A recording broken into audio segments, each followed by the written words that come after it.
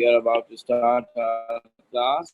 I think most of the students have joined the class. सबसे पहले जो हमने एक assignment आपको दिया था, would like to discuss the answers. It was the first assignment for the nomenclature.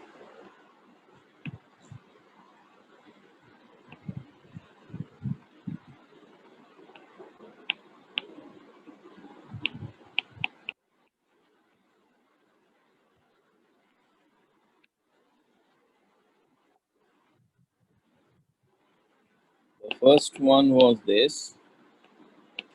In case you don't have the questions, I'm giving you the answers as well as the explanation of the answer.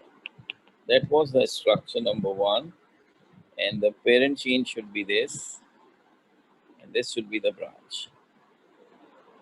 यहाँ से गिनती शुरू की जाएगी. So the first structure should be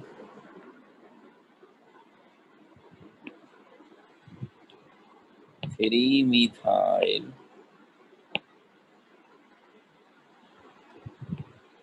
hexane).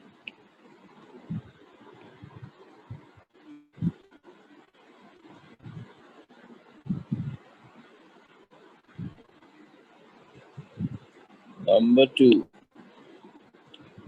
C4H9 CH C3H7 C2H5. Obviously, you have to open it. C4H9 is for 4-carbon chain, starting with CH3, and then rest of the 3 are CH2 like this. फिर CH और फिर 2 carbon की chain होगी C2H5 और 3 carbon की chain यहाँ आ गई.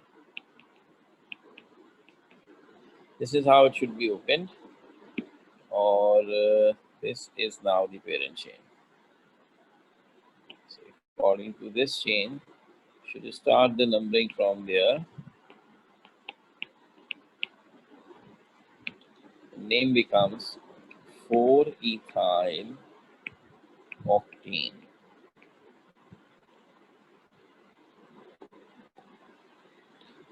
Then I have structure 3.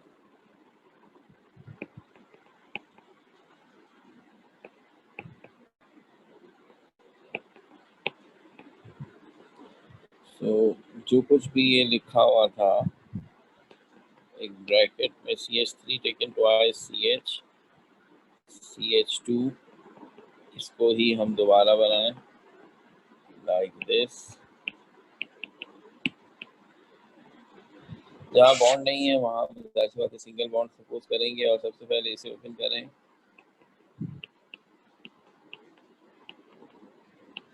फिर CH2, फिर CH2, फिर CH.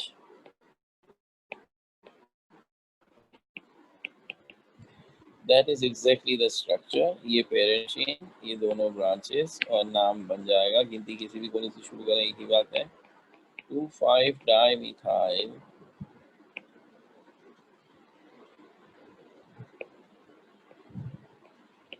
hexane.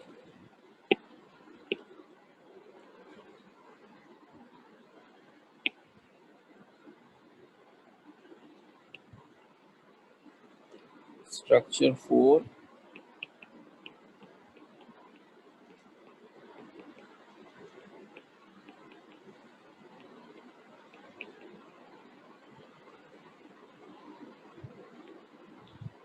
इसका स्ट्रक्चर ये पेरेंट चेन और ये 2 ब्रांचेस. यहाँ भी गिनती कहीं से भी शुरू करें एक ही बात है, इसलिए नाम पड़ेगा 2,3-dimethyl 2-butene.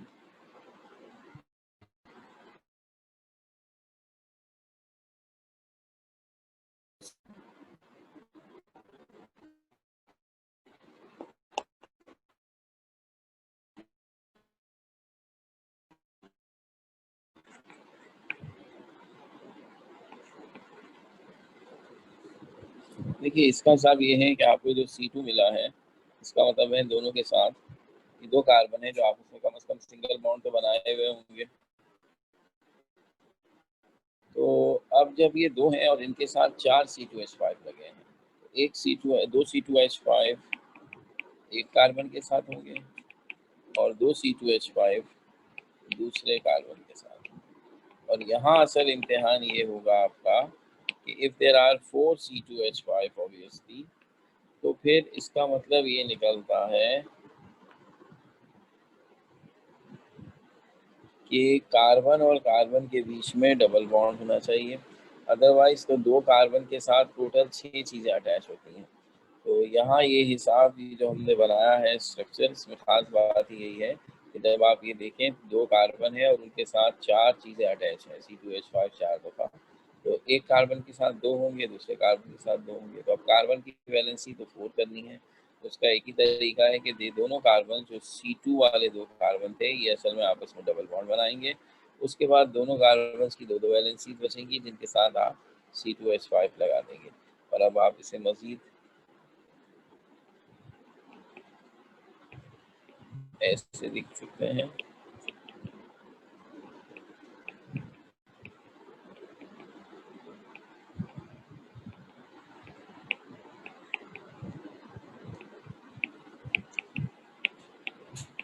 सारे C2H5 में से करके। अब it's easy to choose the parent chain, probably this,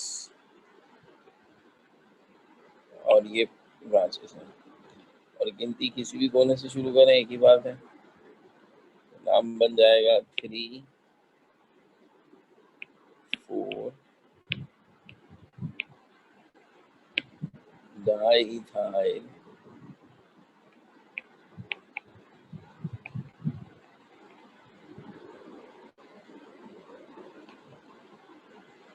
3 hexene 3 4 diethyl 3 hexene. अब छठे कार्बन में भी इसी तरह है कि हमने बॉन्ड छुपा लिए हैं और आपको अवेलेबल एटम्स की मदद से ये ट्रेस करना है कहाँ कौन सा बॉन्ड है।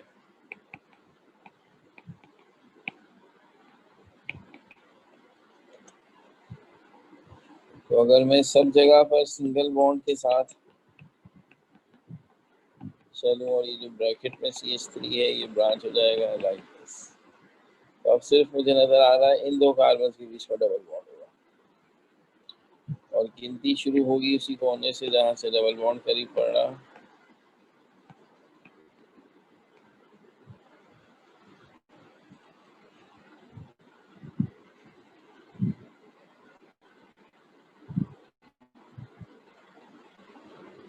तो अब आप इसका नाम देंगे जब, तो 4 मिथाइल 2 पेंटीन होगा।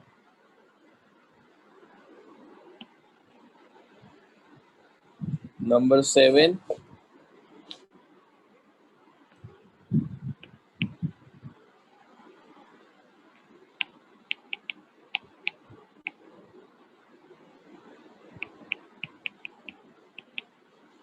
आसान सा हुआ, इसमें आप CCH3 ऐसे ओपन करें,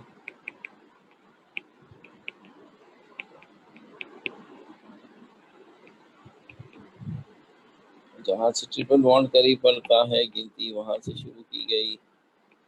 ये दोनों ब्रांचेस, नाम बना 3 3 डाइइथाइल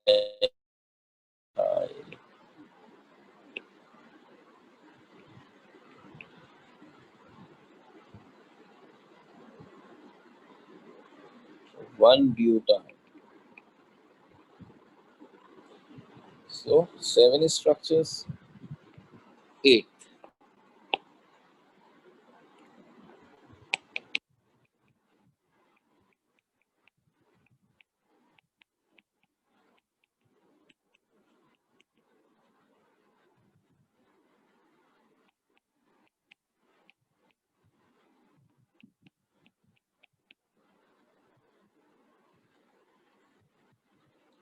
इसमें अब अगर हम देखें तो हमारी पेरेंट चेन स्ट्रेट आएगी, इसमें दोनों डबल बॉन्ड भी आ रहा है और ये ब्रांच है। गिनती इस कोने से शुरू होगी जहाँ से डबल बॉन्ड रिलेटिवली ज़्यादा करीब पड़ता है।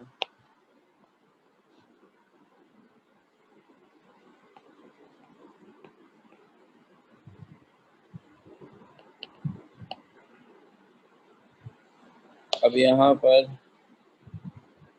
4 पर इथाइल है और 1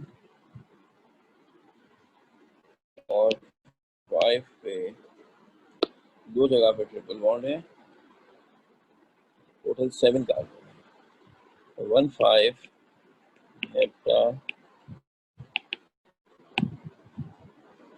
डाया, ये कंपाउंड हुआ 4 इथाइल 1 5 हेप्टा डाया। 9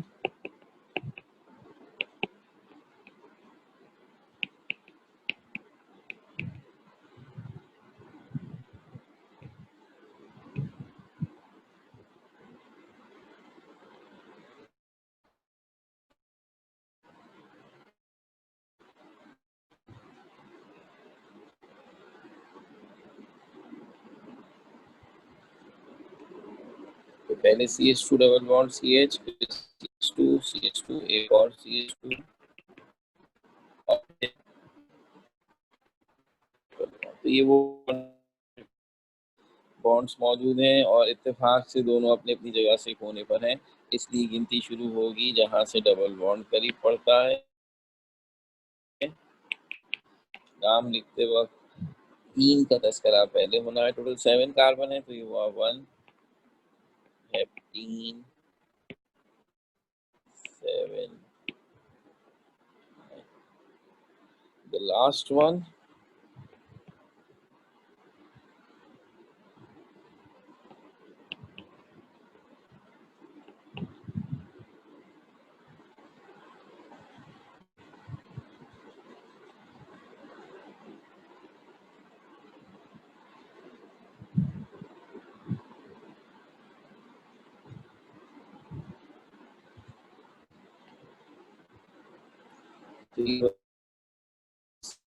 थोड़ा सा stylish.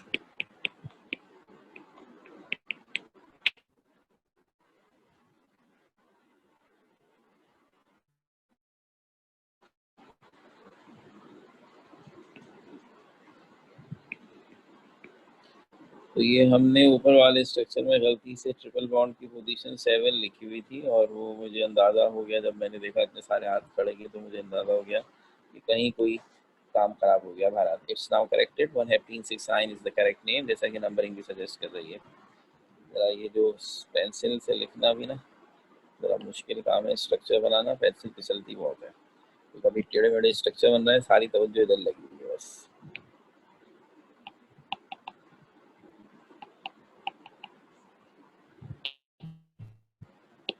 Okay, this was the last one जो हमें था। इसमें डबल बॉन्ड भी है, उसमें ट्रिपल बॉन्ड भी है।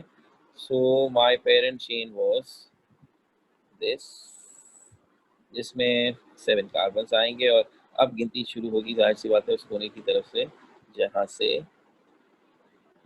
ट्रिपल बॉन्ड ज़्यादा करीब है, क्योंकि डबल बॉन्ड तो बीच में आ गया। तो ये है हमारी सही तरीका। 2 ब्रांचेज हैं और दोनों इथाइल है, तो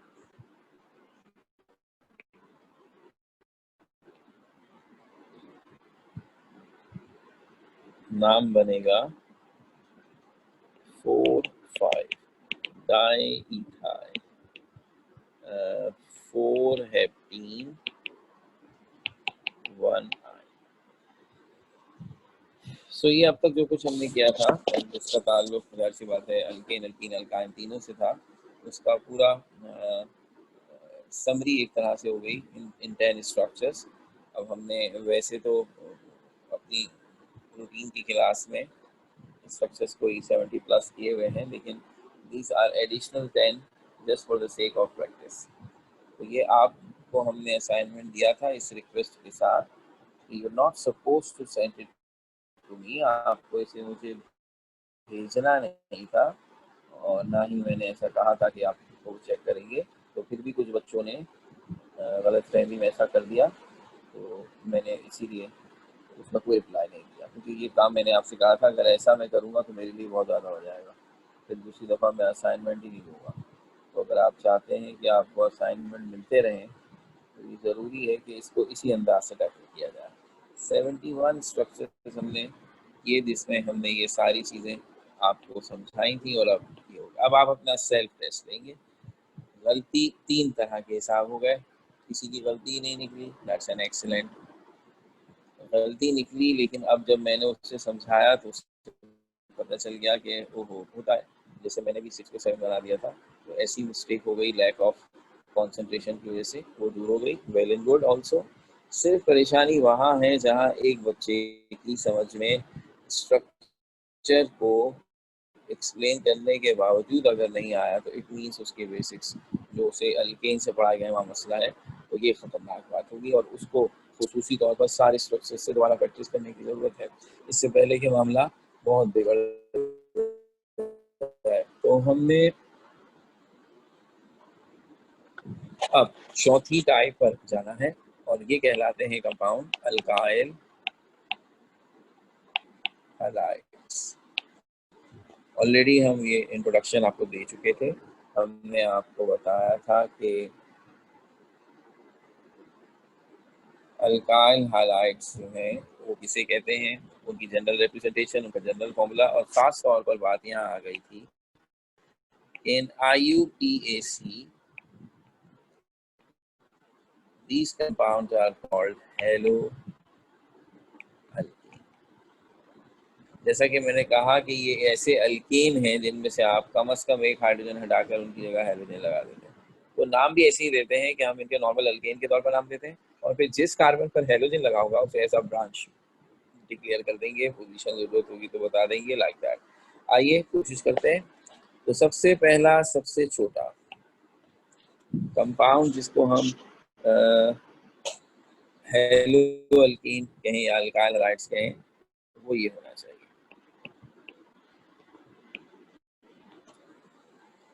अब इसकी हिस्ट्री ये है कि असल में ये था अल्केन जिसमें कार्बन के साथ 4 हाइड्रोजन है, तो उसका नाम था मीथेन।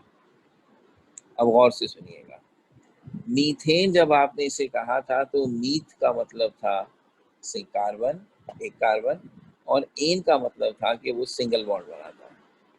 मैंने आपसे कहा था लफ्ज मीथेन में या अल्केन में हम हाइड्रोजन के बारे में कुछ नहीं बताते। हमारा मौक़िफ़ ये होता है कि जो भी वैलेंसी कार्बन की बचती हैं वो हाइड्रोजन के पास है। तो मीथेन के लफ्ज से ये मतलब निकलता है। और चूंकि अब आपने नहीं बताया कि मीथेन में कार्बन के 4 सिंगल बॉन्ड किसके साथ हैं, तो ये अंडरस्टूड है कि ये हाइड्रोजन के साथ है। हाँ, अगर हाइड्रोजन के अलावा किसी और ने कार्बन के साथ बॉन्ड बनाया तो वो हम ज़रूर बताएंगे। तो आज वो दिन आ गया है, क्योंकि आपने क्या किया, आपने मीथेन के एक हाइड्रोजन को रिप्लेस किया और उसकी जगह इस वाले को कर देता हूँ और उसकी जगह क्लोरीन लगा दिया। तो अब ये क्या हो जाएगा, अब ये एक ऐसा मीथेन हो जाएगा जिसमें एक क्लोरीन मौजूद है।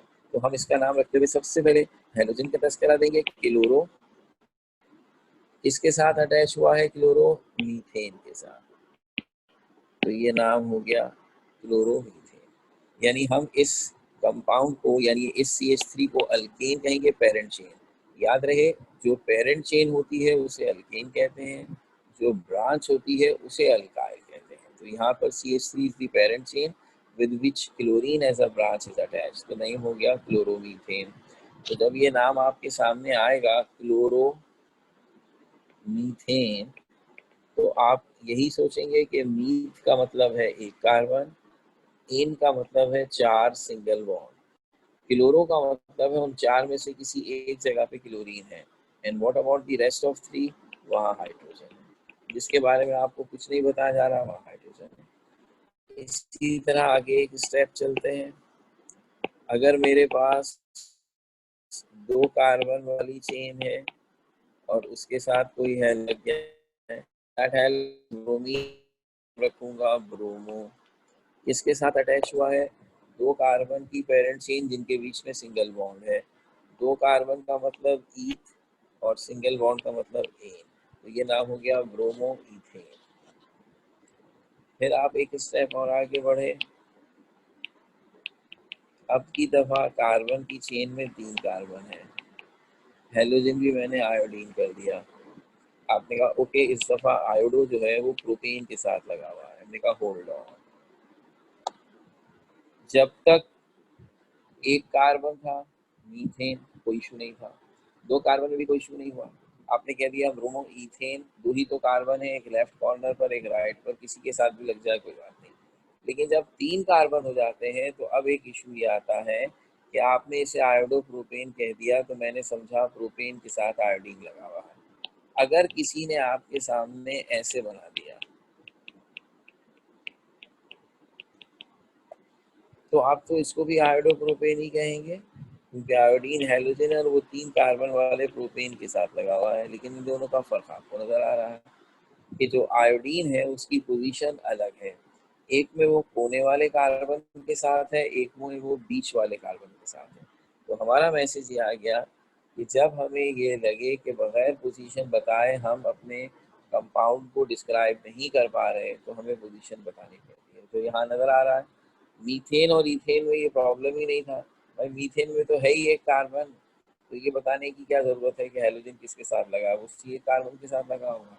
इसी तरह इथेन में दो कार्बन है, दोनों कोने पर हैं, तो अगर ब्रोमीन लेफ्ट साइड से लगेगा तो भी वन पोजीशन कहलाएगी, राइट से लगेगा तो भी वन पोजीशन कहलाएगी।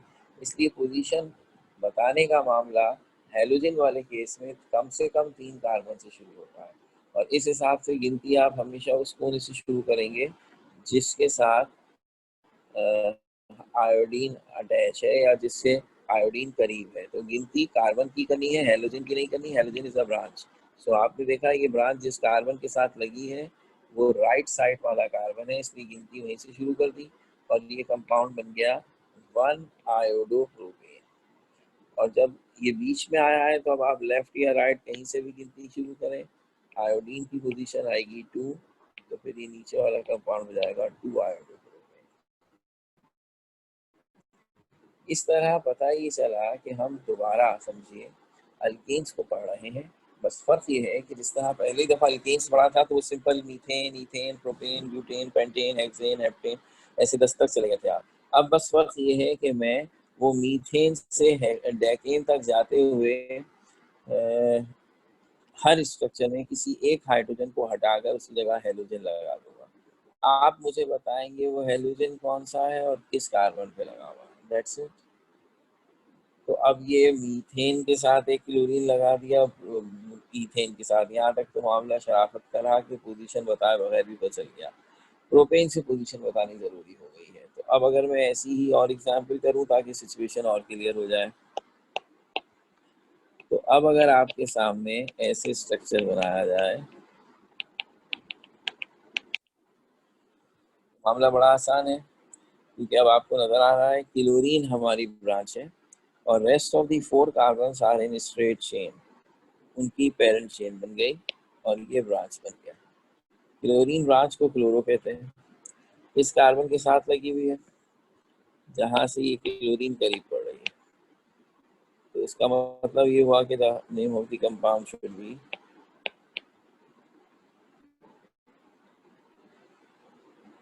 2-क्लोरो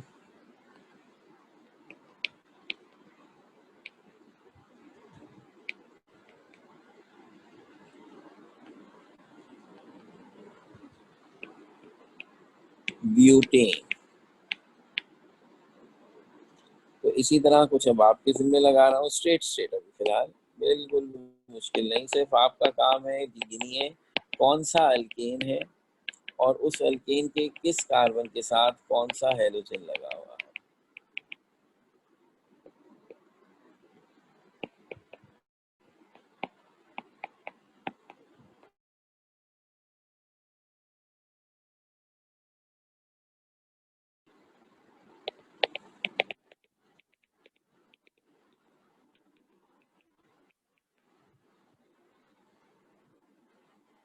ये दोनों नाम आप दे रहे हैं फौरन अपनी कॉपी पे और मैं फिर फौरन इसका जवाब बता दूंगा। आसान है, कोई ऐसी इसमें झगड़े की बात नहीं है।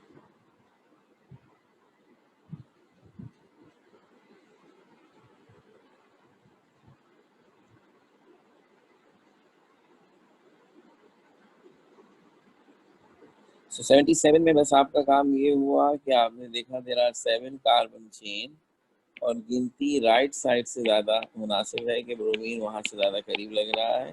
सो ओवरऑल नेम हो गया 3 ब्रोमो हेप्टेन। और इसमें जो हमने नीचे बनाया 78, इसमें कार्बन आइटम की तादाद 9 हो गई और गिनती लेफ्ट से शुरू करें तो हेलोजन थर्ड पर ही है और ये नाम बन गया 3 आयोडो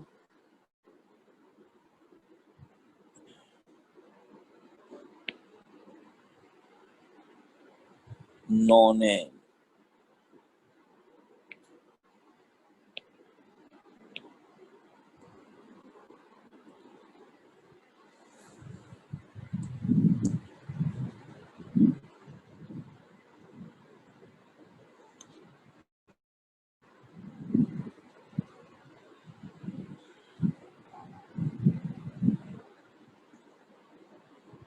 ये स्ट्रेट वाले हो गए जिसमें हमने फिलहाल सीधा वाला अल्केन रखा, आपने उसका नाम दिया और चूंकि अब ये सिंपल अल्केन नहीं है, यानी आप बेशक इन सबको कंपेयर करें उन पहले 10 स्ट्रक्चर से जो आपने अल्केन पढ़ते वक्त किए थे, जाहिर सी बात है उसमें सारे हाइड्रोजन हुआ करते थे। तो हमने डेफिनेशन ही बनाई ना कि अगर अल्केन से एक हाइड्रोजन हटाकर उसकी जगह हेलोजन रखा जाए, तो आपने बताना है कौन सा अल्केन था जिसका हाइड्रोजन हटा के हेलोजन रखा और पॉइंट आउट करेंगे कि कौन से कार्बन पर हमने वो हेलोजन लगाया और वो हेलोजन कौन है। तो हर नाम में यही पता चल रहा है कि स्ट्रक्चर था हेप्टेन, उसके थर्ड कार्बन से हमने एक हाइड्रोजन हटाकर उसकी जगह ब्रोमीन लगा दिया, तो ये हो गया 3 ब्रोमो हेप्टेन। एक ऐसा हेप्टेन जिसके थर्ड कार्बन पे ब्रोमीन लगा हुआ, तो इसी तरह एक ऐसा नॉन है जिसके थर्ड कार्बन पर आयोडीन लगा हुआ है, लाइक दिस। लेकिन अब हम इजी टू डिफिकल्ट पे जाएंगे।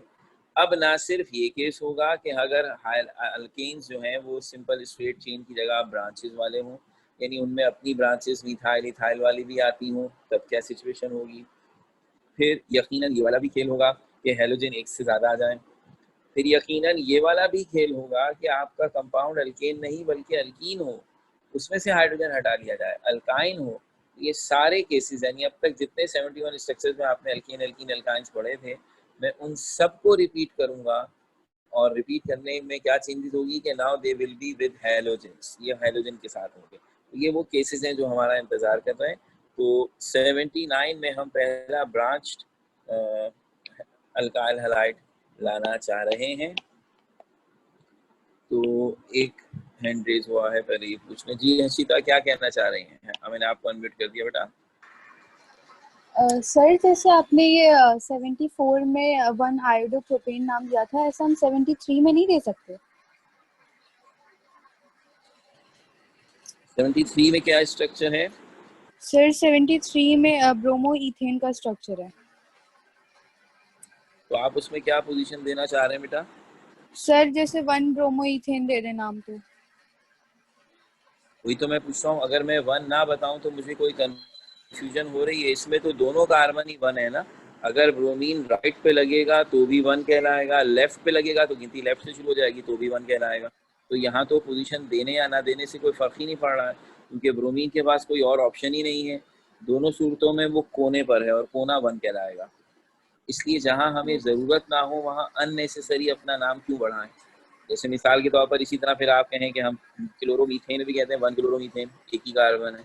तो पॉइंट इज दिस कि अननेसेसरी हमें कोई चीज़ नहीं देनी, क्योंकि ये नाम आप भी अभी देखेंगे इतने बड़े बड़े हो जाएंगे कि अगर फिजूल चीज़ें भी हम इसमें ऐड करें जिसके चीज़ से कोई फर्क नहीं पड़ रहा, तो वो अननेसेसरी कहलाएगा। तो ब्रोमो इथेन में भी और मीथेन में भी जहाँ 1 या 2 कार्बन है, वहाँ पोजीशन ना बताने से भी हमें कोई उलझन नहीं होगी। लफ्ज ब्रोमो इथेन सुनेंगे तो आप यही स्ट्रक्चर बनाएंगे जो 73 वाला है।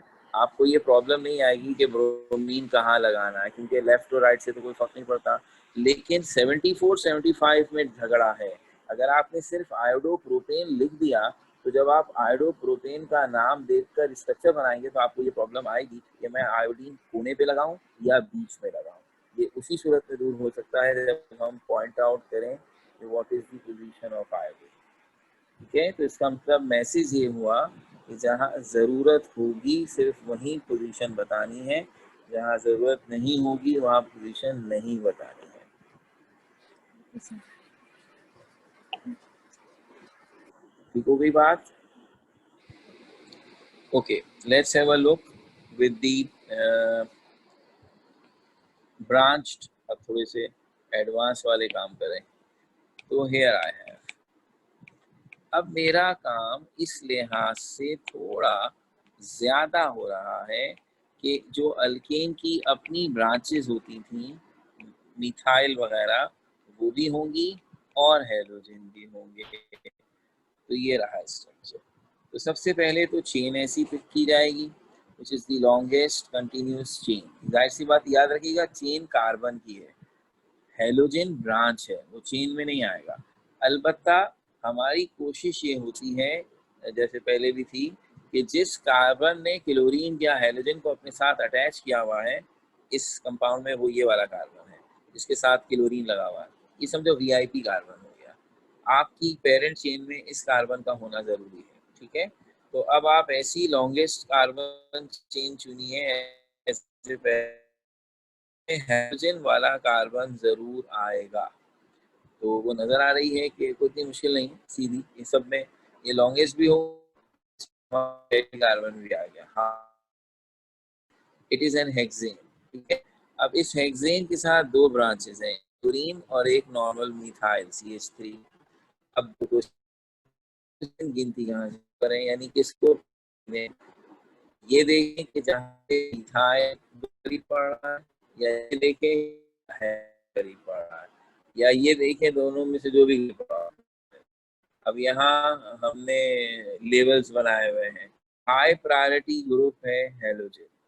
अगर हेलोजन हमारे कंपाउंड, हमारी प्रायोरिटी होगी कि जहाँ से हेलोजन करीब पड़ते हैं, कहाँ से शुरू, कहाँ से दूर है, उसे देखने की जरूरत। अगर हेलोजन बीच में हो, यानी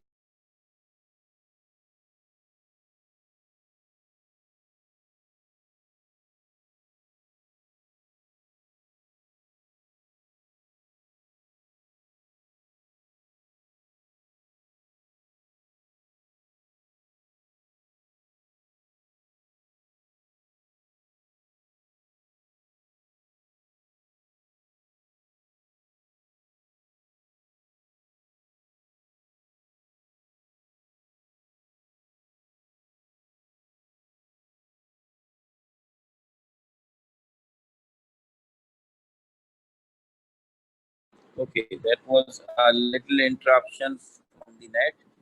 बहरहाल, I'm back. तो अब अगर किसी ने ये स्ट्रक्चर्स नहीं कॉपी किए थे तो ये स्लाइड्स मेरी सारी जो हैं ज़ाया हो, इत्तलान अर्ज़ है। तो अगर मेरी नसीहत आप नहीं मान रहे हैं तो आज आपको इसका खमियाजा भुगतना पड़ेगा। और otherwise I will try best के आज वैसे भी प्रॉब्लम था तो आज का लेक्चर ज़रूर अपलोड हो रात में, ताकि अगर आपको ये पिछले की जितना काम आज के लेक्चर का था वो अगर आप स्नैपशॉट भी नहीं ले सके और उतार भी नहीं सके तो आपका भी लॉस ना हो। तो बहरहाल अब जो स्ट्रक्चर्स हम कर रहे थे, मेरे ख्याल में उसका नंबर 78 था, और वो मैं दोबारा बना देता हूँ। तो तय ये हुआ था कि अगर एक ही कंपाउंड में हेलोजन और मिथाइल इथाइल यानी अल्काइल ब्रांच मौजूद हो तो हम गिनती शुरू करते हैं वहाँ से जहाँ से हेलोजन करीब पड़ता है। तो ये पेरेंट चेन, ये ब्रांचेस, और गिनती यहाँ से शुरू होगी। सेकेंड कार्बन पर क्लोरीन और फोर्थ कार्बन पर अल्काइल ग्रुप है।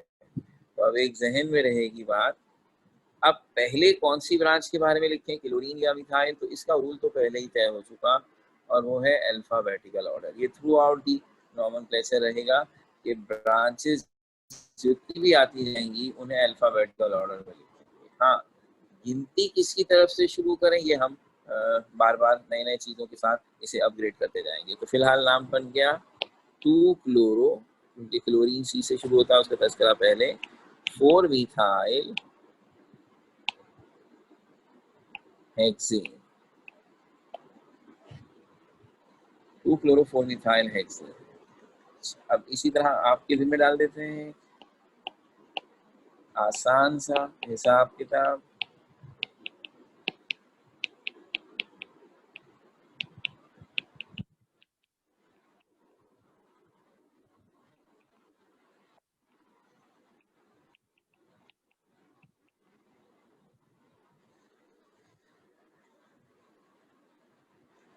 अब फिर एक हैलोजन है और एक अल्काइल ग्रुप है, ब्रांच भी है और हैलोजन भी है। तो जब अब आप देखेंगे तो आपके लिए पेरेंट चेन चूज करना अभी भी बहुत आसान है। It would be like this, straight one. अलबत्ता कार्बन अब इसमें 7 है, ब्रांच मिथाइल भी है, ब्रोमीन भी है, एक साइड पर है, एक साइड से मिथाइल। मिथाइल को तो देखे ही नहीं वो चाहे बराबर भी है या नहीं है। आप हर हाल में गिनती शुरू करेंगे फ्रॉम द कॉर्नर जो कि हैलोजन को फेवर दे रहा है। इस तरह ये नाम बन गया। अल्फाबेटिकल ऑर्डर में लिखेंगे 3 ब्रोमो 5 मिथाइल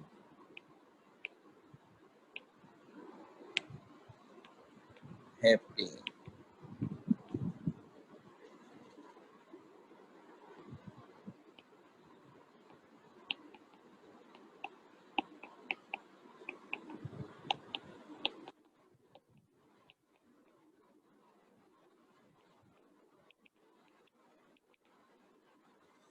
इसमें खासतौर पे मैंने ये सिचुएशन दी है, मिथाइल लेफ्ट कॉर्नर से सेकंड पर है, ज्यादा करीब है, और हैलोजन लेफ्ट कॉर्नर से फोर्थ और राइट कॉर्नर से थर्ड पर है। दोनों तरफ से कंपैरेटिवली दूर है, लेकिन प्रायोरिटी हैलोजन। इसलिए आपने देखना है हैलोजन की तरफ से गिनती शुरू होगी, और जहां से हैलोजन निस्बतन ज्यादा करीब है आपने वहां से गिनती शुरू की, चाहे उसके चक्कर में मिथाइल को जैसी भी पोजीशन मिल जाए। और ये नाम बन गया 3 क्लोरो 5 मिथाइल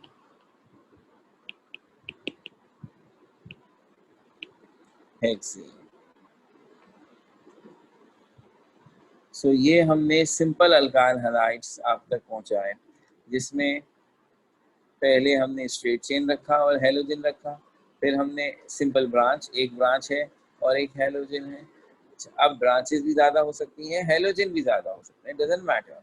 अब हैलोजन अगर एक ही जैसा हैलोजन है, वो 2 दफ़ा आ गया, क्लोरीन 2 दफ़ा आ गया, तो जैसे ब्रांच के साथ करते थे उसके नाम से पहले डाई लगा देंगे, 3 दफ़ा आ गया ट्राई लगा देंगे।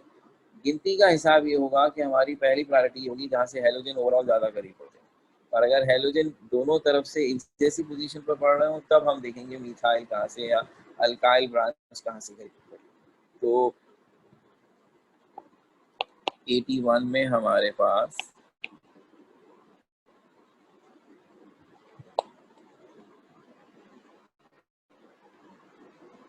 ये स्ट्रक्चर आ गया।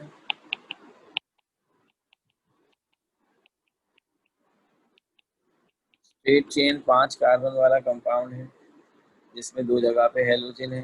कंपैरेटिवली लेफ्ट साइड से ज़्यादा करीब पड़ रही है गिनती, क्योंकि लेफ्ट साइड पर फर्स्ट कार्बन पर ही हैलोजन मिल जाएगा। ओवरऑल नाम पड़ेगा 1,4 डाइक्लोरो पेंटेन, 1,4 डाइक्लोरो पेंटेन। और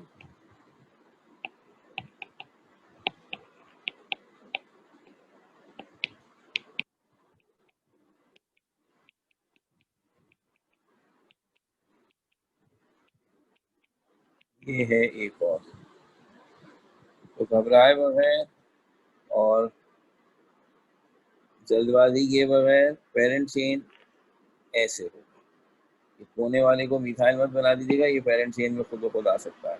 सिर्फ एक मिथाइल ब्रांच है और 2 क्लोरीन, और गिनती जाहिर सी बात है यहाँ से शुरू होगी। टोटल 6 कार्बन की पेरेंट चेन है और नाम बनेगा 2,3 डाइक्लोरो 4 मिथाइल हेक्सेन।